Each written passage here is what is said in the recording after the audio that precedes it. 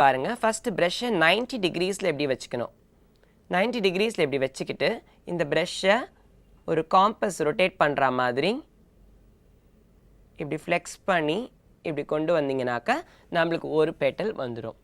One stroke பெயிண்டிங்கில் பார்த்தீங்கன்னாக்கா 2 colours தான் எடுப்போம். ஆனால் நம்மளுக்கு அந்த 2 கலர்ஸை வச்சுட்டு நம்மளுக்கு வரக்கூடிய ஷேடிங் பார்த்தீங்கன்னாக்கா நல்லா இனிமேல் பிரைட்டாக நம்மளுக்கு கிடைக்கும். ஒரு கிரடேஷனாகவும் நம்மளுக்கு இது வரும்.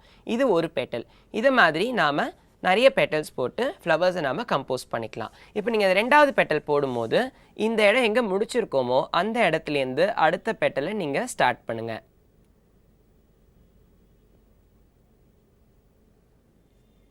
இப்போ 2வது பெட்டல் நம்மளுக்கு வந்துருச்சு. அது மாதிரி நம்மளுக்கு வந்து எவ்ரி 2 பெட்டல்ஸ் இல்லை 3 பெட்டல்ஸ்க்கு ஒரு தடவை நாம் வந்து ப்ரஷ்ஷை லோட் பண்ணியே ஆகணும். அப்போ தான் நம்மளுக்கு வந்து பெயிண்டிங் வந்து ஒரு ஃபஸ்ட்டு பெட்டலில் பண்ண அதே எஃபெக்ட் வந்து நம்மளுக்கு கடைசி பெட்டல் வரைக்கும் இருக்கும். ஸோ மறுபடியும் நாம் லோட் பண்ணிவிட்டு